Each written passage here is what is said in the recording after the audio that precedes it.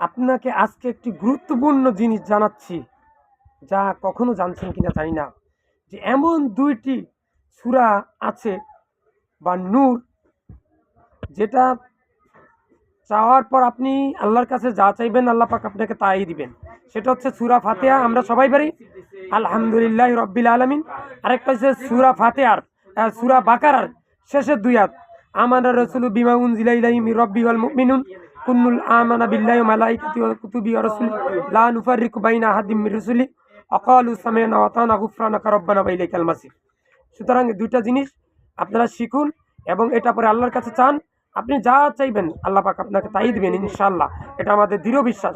হাতে কাজ মুখে লা ইলাহা ইল্লাল্লাহ, আর ৫ ওয়াক্ত নামাজ পড়বেন, সন্তানকে শিরক বেদাত কুফরি মুক্ত মাদ্রাসায় পড়াবেন, নিজে শিরক বেদাত কুফরি মুক্ত থাকবেন। শিরক বেদাত কুফরি মুক্ত রেখে মৃত্যুবরণ করার মতো তৌফিক আল্লাহ পাক আপনাকে আমাকে দান করুন। আমিন। আসসালামু আলাইকুম।